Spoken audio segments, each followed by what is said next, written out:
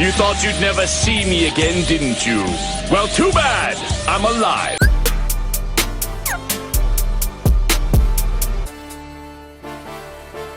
I remember back in the day, I used to be able to walk into GameStop, Blockbuster, or EB Games and felt like I had endless options of games to choose from. But now, if you walk into GameStop, Walmart, or any other place that sells video games, at least for me, it feels so bland in there. Now, that's not to say that modern gaming is bad, because I'm not one of those people. Personally, I think gaming is in a great spot and has been on an upswing since 2021. But I know, at least for me, it feels bland going into those places because the games that I used to really enjoy are no longer being made by the big studios. In the 6th generation and earlier, companies were more likely to take chances on game ideas, and they weren't so much worried about the bottom dollar. A lot of them were just trying to make a good game. Now, that's not to say that they don't want to make a good game now, but back then, you could really tell that they were just doing it for the love of the game. And there wasn't a lot of big wig involvement and companies trying to figure out how to get the best return on their investment and blah blah blah. You've heard the spiel before. So we got more creative endeavors like SSX, Eternal Darkness, Unreal Tournament, Beautiful Joe, Jet Set Radio, Okami. Yo, what happened, bro? We really had bangers, bruh. And in today's market, games like that just aren't gonna get made. At least not by the big companies. Now more than ever, it's easier to get into game development. Like, how many times have we heard of a small indie team or even just one person that made a game and it goes on to blow up and becomes a hit overnight? And this got me thinking. What are you doing? You're not the thinker. Maybe the IPs that I liked as a kid really are gone, but there are people more talented than me who also want to see those games again, are probably making those games. So today, I'm going to talk about those games that I really enjoyed back then and highlight the people who are making the swag from my childhood playable again. I'm RaveMotionzZ, and this is game genres that were gone but are making a comeback. Or probably something better if I could think of a better title. Oh, you're not the thinker. 1, 2, 3, go! Waking up in a dream, sleepwalking on another big stage. Sports games like 2K, Madden, and FIFA made up a lot of my high school days. That, along with shooters, was what me and most of my friends played. Until I became a super nerd and started liking RPGs, JRPGs, and Nintendo games again. I also started taking fighting games way too serious. Shout out to the Melee dog, that thing actually changed my life. KDJ will lose 3 on purpose. Now, he will try. New York City, you listen to me. If you're near a convenience store right now, any type of 24-hour store, go into the store right now and put your hand in the cash register for no reason. Their money is your money, as of right now. But before that, I was definitely, if the video game don't got gun or ball in it, I'm not trying to hear it. But every now and again, I get the urge to tap back in, to see if they can restore the feeling I used to get way back then. And every time I try, I met with the same disappointment. The last 2K I tried was 25, and it felt pretty much the same as 21, which was the last one I tried before this one. Except the only difference this time is that you had to green your shot, which is cool to add some type of skill to the game if 2K is the only game that you play. I wasn't really the biggest fan of it though. And apparently for 26, you got a green rebounds now, which just sounds insane. And don't even get me started on the other two. Only God knows when was the last time I touched Madden and FIFA. The only reason I still look over to see what these sports games are doing is because there's no alternatives. At the risk of sounding like this guy. Gaming nowadays sucks, and there's no more good games to play. Saying that is probably the easiest way to trigger most modern gamers. Because back in the day, if you wanted to find a good game, it was easy. Here you go, here you go. No sports, that's fine. Here you go. You want a good detective noir story? There you go. Wanted a shooting game with some over-the-top gunfights? Here you go. Want GTA but not GTA? Here you go. Need a racing game? Here you go. No microtransactions, by the way. This. Even this. I mean, goddamn, bro, I can keep going. Not to stay on this topic for too long, but this guy really said this. Y'all remember when this dropped? Yeah, this shit wouldn't have happened back then.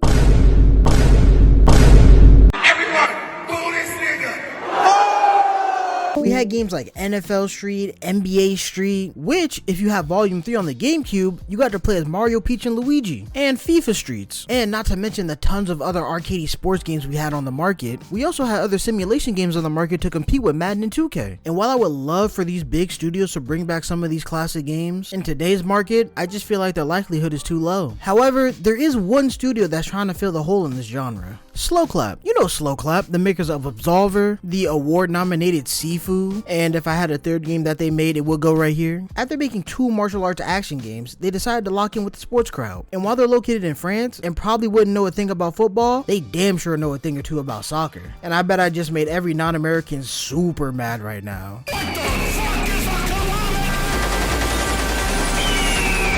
Rematch is the latest game from Slow Clap, and I've seen many people describe it as Rocket League but without cars. And every time I hear this, I'm just like, so you mean soccer? Get the fuck out of here, little nigga. Rematch is a 5v5 soccer game where you and up to 4 other friends can play with each other. But this isn't your regular FIFA footy we playing. Instead of having a static broadcast cam kind of view, we're going over the shoulder third person with it. And the only control you have is over your own player. To keep on the player for a bit, aside from the customization, the player that you have control over and the player that I have control over are the exact same. We can all do the same moves, we all have the same stats, so 9 times out of 10, the better player will win in a one-on-one situation. Another change that makes it different from FIFA are the rules in the game, in which there aren't really any. Now, it's not like Mario Strikers where you're trying to take somebody's head off.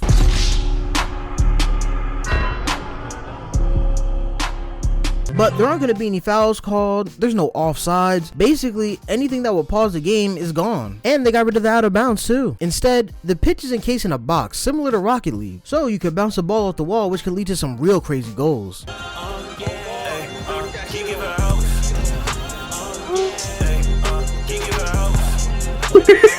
Get in there! Oh, let's go! Like fighting for myself. That's real shit. This nigga.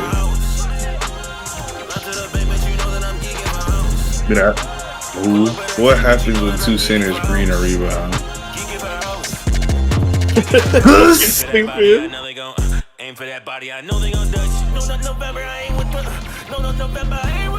Ooh, right? I was scared I was gonna miss it. But my goat comes through yet again.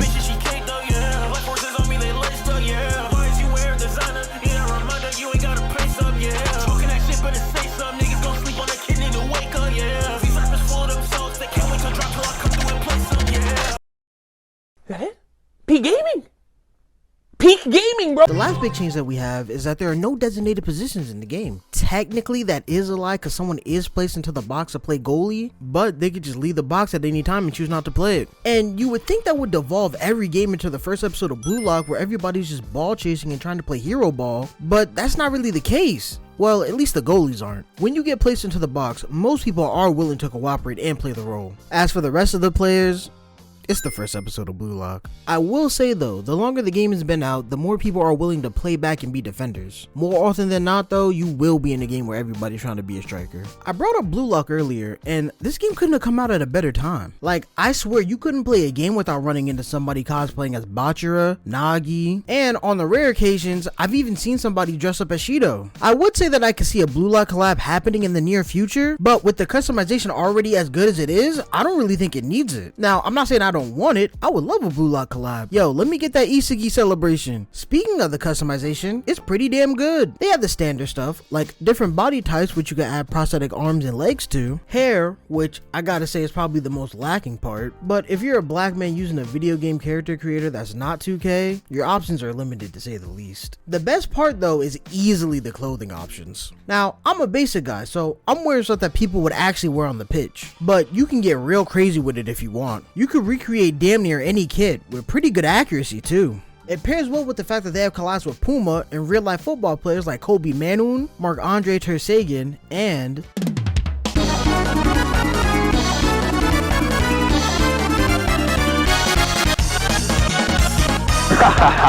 Ronaldinho success! Probably my favorite thing about Rematch is just how much player expression is in it. We talked about the character customization already, but one thing I touched on earlier was how every character in the game is the same. And cause of this, you would think it would lead to everybody playing the same, right? But in practice, it's kind of the opposite. You have players that are dribble gods who can get past any defender. You have players that feel like they can score at will. Like, whenever they get the ball inside the box, it's like a 90% chance they're gonna score it. You also have players who are defensive monsters. If you can score at least one goal, the game is over, cause if they're playing back, back, the enemy team is not scoring. And you get all of this without having to pay an initial $70 for the game and another $70 on microtransactions just to make your character feel playable. And you would think there wouldn't be that much gameplay diversity with everybody being able to do the same thing, but because you can do so much with the base kit, you can basically play the character however you want, which is the reason for why we have so much skill expression in the game right now. And that doesn't even include all the advanced tech that you can do in the game, like the blade shot, the Ippy slide, the golden boost, and a bunch of other stuff too. And some of this stuff looks really J, especially the Ippy slide. And I could definitely understand if some people don't like it, but I really enjoy them. For me, tech like this goes to show there's so much more room for improvement. I think every game that has a PvP element, whether it's fighting games, shooting games, or anything in between, should have a low level of entry for a skill floor and a high level for a skill ceiling. And I believe Rematch has hit that good balance. Honestly, I could sing the praises of Rematch all day, but even with how much good I have to say, I still have my problems with the game. Like, the tackles are just straight up broken, whether it's them no-regging or them being active for way too long. Or, as of late, the game kind of just devolves into a battle for priority. And you would think the goalie would have top priority, but sometimes they just lose, especially if the enemy has extra effort. That's a little blue bar next to your stamina bar. If they have that, they beat the goalie 9 times out of 10. But my biggest problem with the game by far is the lack of training options, especially if you want to get better at shooting. I wish if you were partied up with people, you can go into free play and practice together. You could have someone be the goalkeeper, and in that way, you can get some real practice in. Now, I can keep going on and on about stuff I dislike about the game, but none of that takes away from the fact that games like this have been absent for way too long in this space. Like, think about it. When was the last time there was a non-sim sports game on the market that people were actually excited to play? Aside from the Mario sports games, which they themselves haven't been doing the greatest, it's been a while. I would love to see games like NBA Street, NFL Street, and a bunch of the other arcade sports games come back, but with the way the industry is right now, would you really trust a Take-Two or EA made NBA or NFL Street? Like, don't get me wrong, the announcement would be super hype until you realize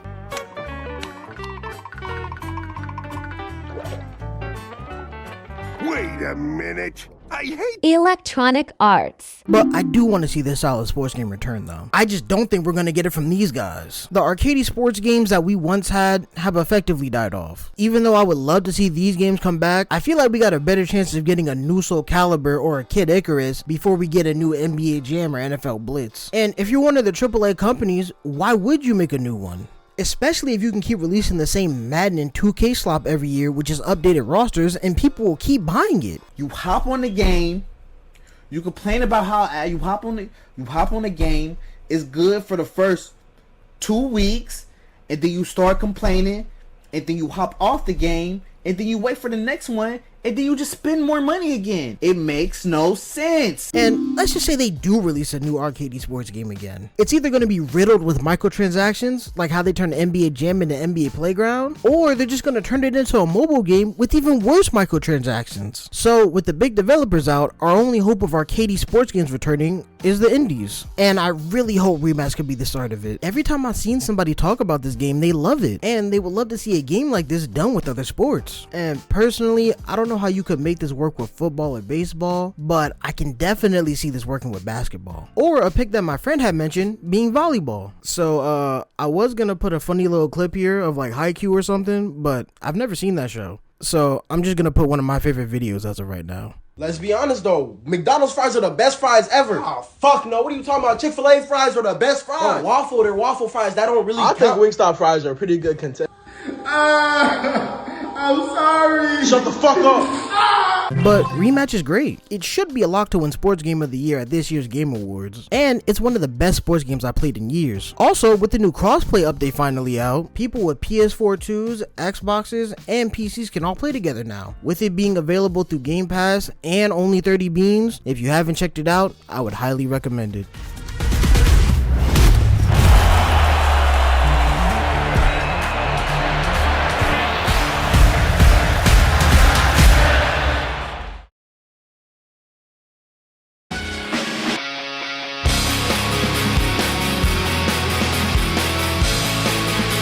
Oh yeah, y'all mind if a black boy listen to a little white music? As a lover of action games, I'm very unhappy with the state of this genre right now. At a time, we had games like DMC, Ninja Gaiden, Metal Gear Rising, and Kingdom Hearts coming out. Games that, on the surface level, you could just mash your way through with little to no difficulty at all. But if you take the time to learn, the game has a lot of mechanical depth. depth. Is it? How do you say this? Depth. And whatever, they'll get it. And you can pull off some of the coolest and stylish gameplay you could think of. Basically, these games had hype moments and aura, but didn't sacrifice the substance for it. But now, the genre is flooded with games that either have nothing but hype moments and aura without the substance, or Souls-likes. And that's no diss to FromSoft either. It's not their fault that everybody's trying to copy off of their success, and only a few have done it to passable quality. But it does suck that it feels like every action game that comes out now is trying to be like them. Like, I'll never forget the disappointment of hearing we're getting a new Star Wars game, just for it to be a Souls-like. And I don't know if that game is good or not. Hell, that could be the best Star Wars game ever made, but I'll never know because I'm never gonna finish it because I'm just not a fan of that gameplay style. But it's not like we haven't gotten any good action games as of late. The most recent one we got was Final Fantasy VII Rebirth, which will be 2 years old this February. And before that, we had Final Fantasy 16, which was already 2 years old at this point. And we did have a good streak of games going for a few years there, with games like the aforementioned Final Fantasy series, Bayonetta 3, the Spider-Man games had so much swag in them, but none of them had restored the feeling like Hi-Fi Rush did. With it being Shadow Drop, there was legit no hype for this game, but it's easily my go-to for when I say we need more action games like this. I would love to go into more depth one day, but for now, if you want a game that gives you that DMC Combat-esque feeling, I can't recommend this game enough. Even though we had a few good years for cool combat games, yo, I'm not gonna lie, it's looking bleak. 2024 gave us Stellar Blade, and to keep it cordial, that game was not it, bruh. And just this year, we had Lost Solicide, which was the game that I had been looking forward to since way back when it was being developed by one person in 2014. It finally came out, and it's mid at best. Honestly, now that I'm thinking about it, the genre might have peaked in 2019, cause we had both Kingdom Hearts 3 and DMC 5 in the same year. And since then, Square has announced Cage 4 in 2022, and that's it. Like, literally since that announcement, they've canceled a whole mobile game and then gave us damage control screenshots after 3 years of silence. And as for DMC, I'm so sorry, DMC fans. Even though the genre hasn't dropped anything I've been looking forward to, recently I found out about this little game and it could definitely be one of them ones.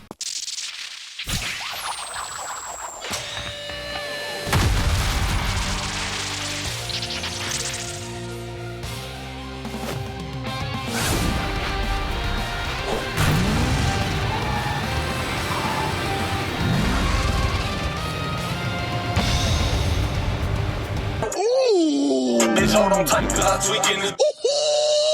And I heard that she wanna GenoKids is a hack and slash action game inspired by games like Kingdom Hearts and DMC, where you play as a band of the same name fighting to defend Earth from an alien invasion. And as soon as you play it, you can definitely feel the influence. For action games, game feel can make or break the experience. It's why games like Gunnar Blade and Lost Soul may have the looks of good action games, but the game feel, especially in the case of Stellar Blade, feels like a bad Souls-like with, and I'm putting this in air quotes, hype moments. And Lost Soul has a good base, but in order to get to the cool stuff, you have to break the stagger bar, which is on every enemy. And I'll get into why that feels bad later, but GenoKids doesn't have any of those problems. It's an actual action game that feels like what it's inspired by. It feels great and plays even better too, especially with the main mechanic of the game, it's seamless switching between characters. You have 4 different characters you can play as. Blue, the guitarist and founder of GenoKids, her main weapon is a sword. And if you played DMC or KH before, her moveset will make you feel right at home. And even if you haven't, I'm sure you'll be able to recognize what some of her moves are inspired by.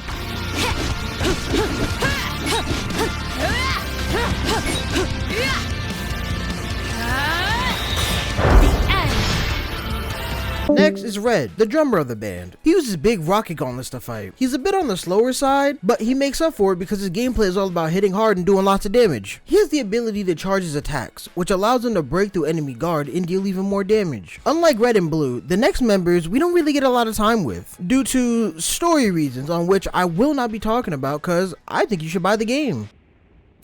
I wasn't finished! Not my problem. That is quite enough!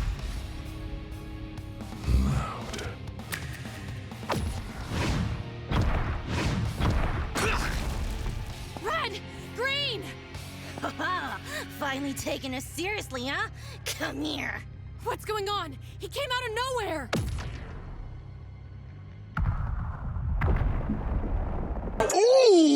Bitch, hold on tight, cause I tweaking it. And I heard that she wanna.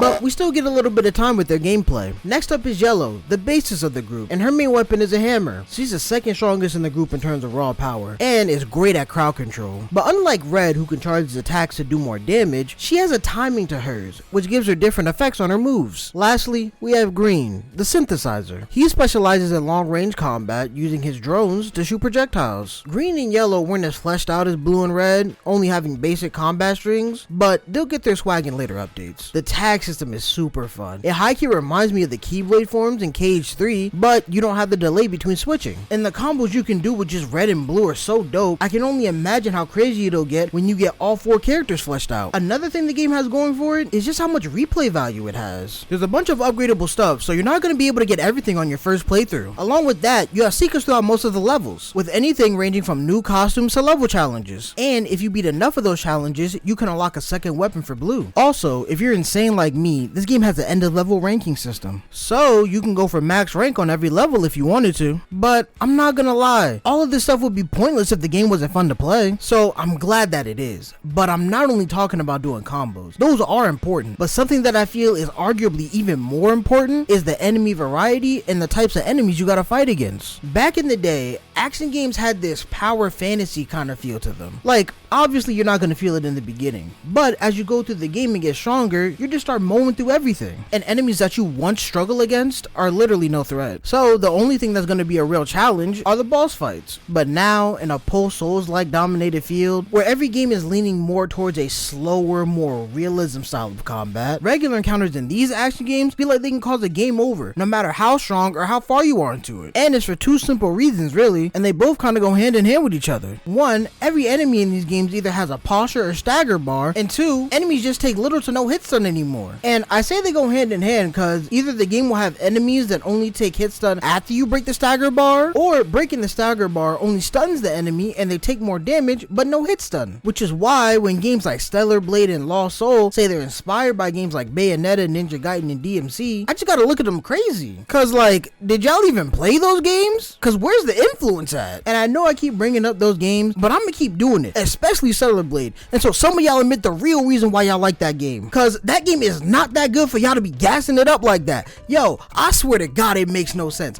Yo, if you scroll on the Reddit for that game, just keep scrolling that Reddit until you find gameplay on it. I guarantee you'll be there for like days, months, weeks. It don't make no sense how y'all like this game. This game is not good. Yo, my bad. Where was I? Oh yeah. Thankfully, GenoKids actually takes from what it's inspired by. And even though the enemy variety is a little lacking now, they're definitely gonna add more as the game continues to get updated. But at its core, GenoKids is a fun, fast-paced, combo-centric hack and slash action game, unlike Stellar. Get off that nigga dick, bro. What is you doing? What? No, you right. I was dick riding. That's what I'm saying, bro. You gotta calm down with that shit. Yeah, my fault.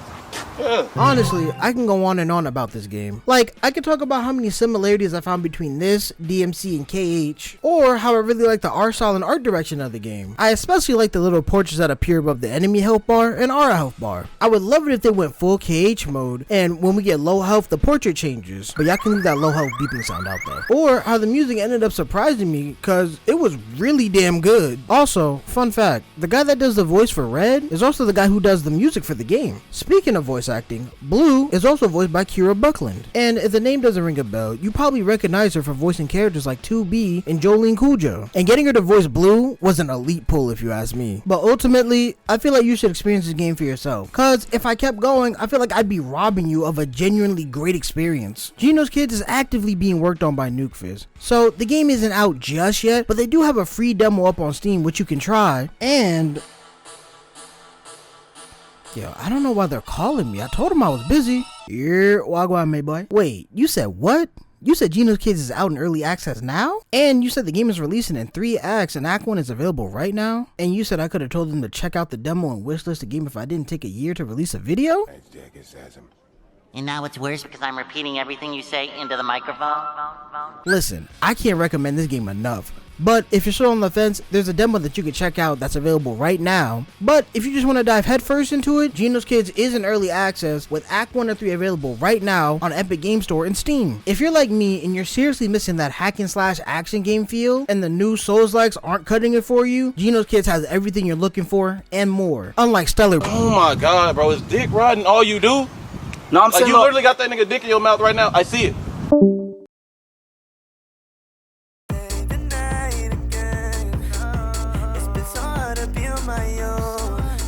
Oh, but RaVe, didn't you already talk about sports games already? Shut your lame ass up, nigga. Whereas Rematch restores the feeling of a sports game subgenre that really doesn't get much love these days, this next game is restoring the feeling for a whole genre and one of my favorite video game series of all time. In the 90s and early 2000s, extreme sports were all the hype. You had people from all over either skateboarding or doing BMX, or if you were rich enough, skiing and snowboarding. And with the extreme sports hype came people who tried to capitalize on it, especially in the video game space. If I was a couple years earlier, this 100% could have been about skateboarding games coming back. But with the release of Tony Hawk Pro Skater 1+2 a few years back, and them dropping 3+4 this year, along with EA bringing back skate, I think it's safe to say that we're back. So instead, I want to focus on skateboarding's not so distant cousin, snowboarding. Outside of skateboarding games, snowboarding games were the next most popular, unless you want to count ATV/motocross games. And then it was a big gap, and then BMX games. Yeah, I don't know. I guess Matt Hoffman's Pro BMX and Dave Muir's Freestyle BMX weren't holding the streets down. That, and they're very unapologetically just Tony Hawk clones. Actually, most games of the genre were just trying to be Tony Hawk clones. And they just didn't care, especially this Disney one. But it's still funny to see Woody do this. But snowboarding games were different. They were more like...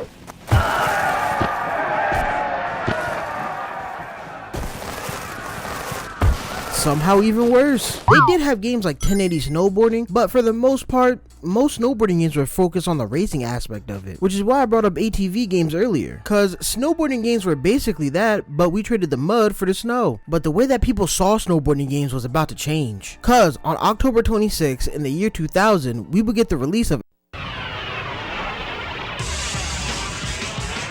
Prêt pour la fête? Sweeter than candy. Mr. Jones in the house, yo. Come on. Get it all. Number one, baby. Roll, roll, roll.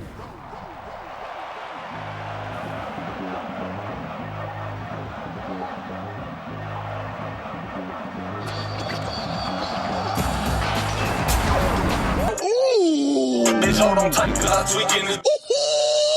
And I heard that she wanna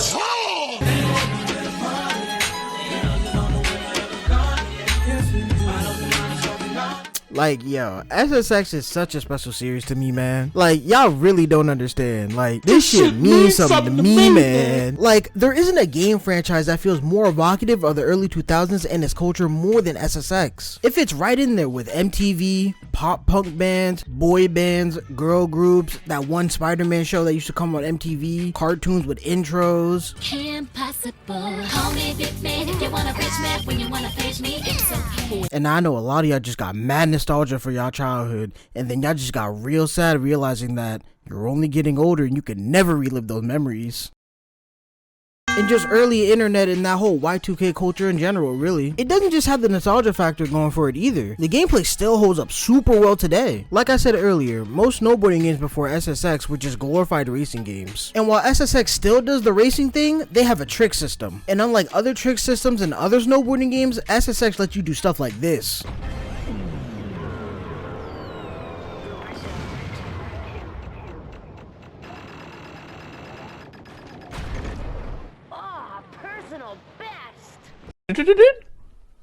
I mean, yo, fire!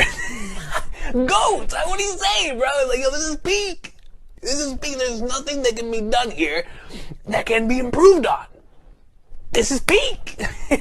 And while the rest were like... The SSX trick system is what sets it apart from the rest of the competition. In those other games, the most you could do is like a 1080 spin while grabbing your board in different ways. But in SSX, you're taking your feet all the way off the board. You're doing mid-air guitars, doing mid-air flares. Like, the tricks you can do in these games are so ridiculous, and yet they're some of the coolest things I've seen in video games. Landing one of these never fails to give me a hit of dopamine. It's like the same hit of landing a huge combo in Tony Hawk, and that's why, at least to me, these two stand alone in the extreme sports game space. While games like Skate, Session, Steep, and 1080 all might be really good skateboarding and snowboarding games, they favor realism. Tony Hawk and SSX, for lack of a better term, are just video gamey ass video games. But for all the praise I could give to SSX, and trust me, I could praise this game all day long. The last game in the series was in 2012, and it took 7 years for that game to come out, after the then latest game, which was in 2005, which was SSX on Tour. Which is crazy, cause if I had a nickel for every time you could play as Mario, Peach, and Luigi in an EA sports game on the GameCube, I would have 2 nickels. Which isn't a lot, but it's weird that it happened twice, right? So yeah, I think it's safe to say that SSX is cooked. But even if we aren't going to see SSX ever again, someone has taken up the task to bring it back. Tricky Madness has been dubbed the spiritual successor to SSX. I mean, look at it. It wears its influences on its sleeve and it's not ashamed about it.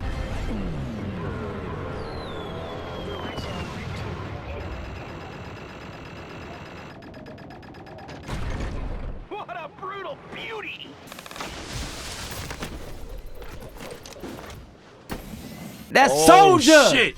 That's my bar! Shit. He copied my whole fucking flow! That's kissed me through the phone! He copied my whole fucking flow! Word for word, bar for bar! Jokes aside, while it does take some animations from SSX, there is a lot that the game does differently. Like for instance, the boost. In SSX, the boost is either on the right or on the bottom of the screen, and it fills the more tricks you do. Once the boost gauge is filled, you get access to Uber tricks, and you fill it up one more time, you get super Ubers and unlimited boosts. So the goal of almost every event is to get to super Ubers so you can get unlimited speed. Whereas in Tricky Madness, there is no boost gauge. The only meter you have is the freaky gauge.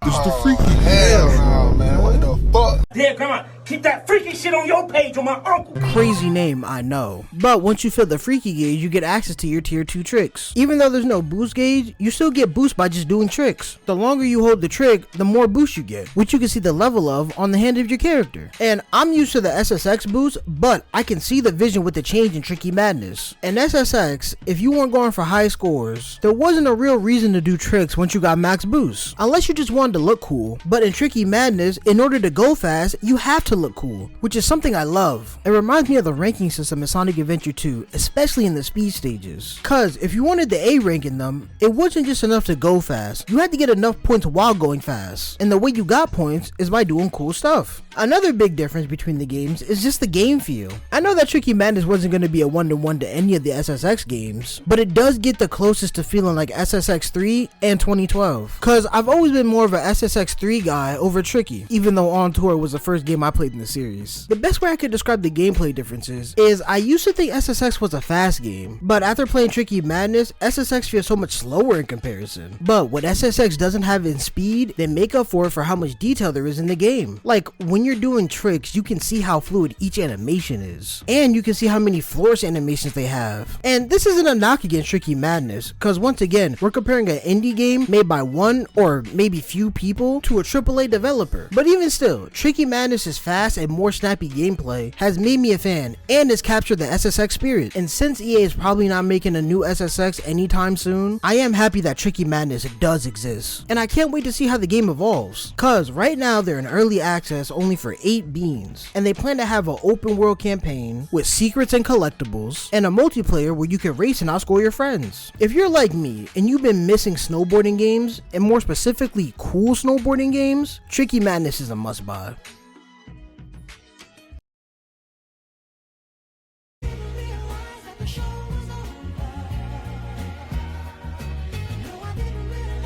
In all honesty, I can say that I've never been the biggest fan of indie games. Sure, I've enjoyed my fair share like Shovel Knight, Undertale, and Rivals of Aether, but they've never been something I've gone out of my way to find and keep up with. Except for Deltarune, because you know, Undertale, and Rivals of Aether. I've been on that since day one. Shout out to my goat Styles X2 for that one. But as I've gotten older and I wanted to play these older games from my childhood, and wishing they had new entries in their series, I realized that there are people like me who are also wishing for these games to come back. And instead of sitting and hoping for their return turn like me, they've decided to turn their own wants into reality and make the game that they want to see. And honestly, I think that's pretty cool. So the best that I can do is make a silly little video trying to show you why I think these games are amazing, in the hopes that you go out and get the game for yourself and support these guys. And I think you should do the same. Not the make a video part, but if you have anybody who you think would enjoy the games that I talked about today, go tell them about it. Nothing beats word of mouth when it comes to spreading a good game around.